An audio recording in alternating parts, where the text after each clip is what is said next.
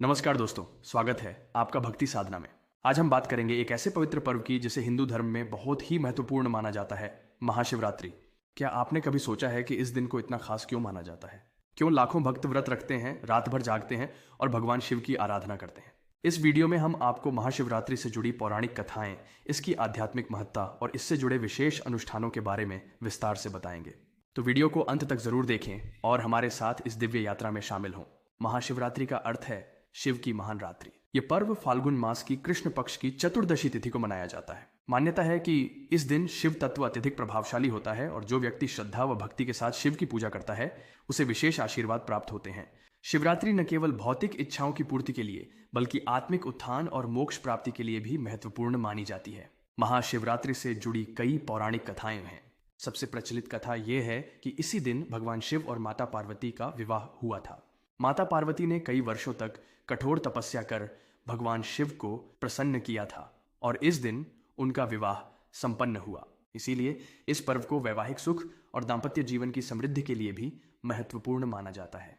कुंवारी कन्याएं इस दिन व्रत रखकर भगवान शिव से मनचाहा वर प्राप्त करने की प्रार्थना करती हैं, जबकि विवाहित महिलाएं अपने पति की लंबी उम्र और सुखी दाम्पत्य जीवन के लिए शिव पूजन करती हैं। एक अन्य प्रसिद्ध कथा समुद्र मंथन से जुड़ी हुई है।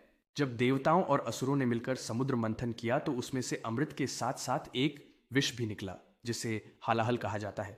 यह विष इतना प्रबल था कि इससे संपूर्ण सृष्टि का नाश हो सकता था। इस संकट से बचाने के लिए भगवान शिव ने उस विष को अपने कंठ में धारण कर लिया, लेकिन उसे निगला नहीं। इस कारण उनका कंठ नीला पड़ गया और वे नीलकंठ कहलाए। कहा जाता है कि महाशिवरात्रि भगवान शिव के इस महान त्याग और समर्पण का प्रतीक है। इस दिन भक्त शिव की उपासना कर अपने जीवन के संकटों से मुक्ति पाने की प्रार्थना करते हैं। आध्यात्मिक दृष्टि से देखा जाए तो महाशिवरात्रि केवल एक धार्मिक पर्व नहीं बल्कि आत्मचेतना को जागृत करने का भी एक अवसर है।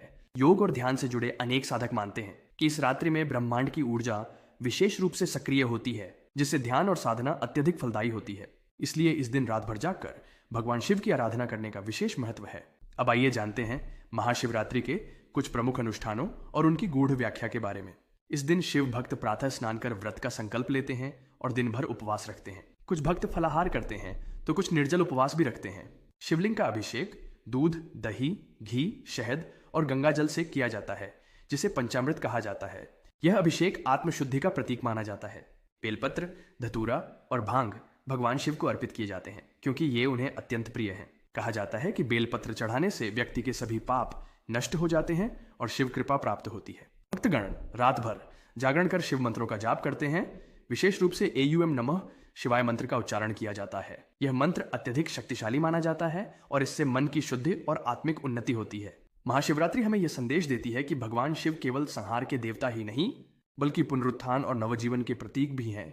वे हमें यह सिखाते हैं कि जीवन में विनम्रता, धैर्य और समर्पण का होना अत्यंत आवश्यक है। शिव केवल मंदिरों में पूजे जाने वाले देव नहीं बल्कि हमारे भीतर मौजूद चेतना और शक्ति का भी प्रतीक है।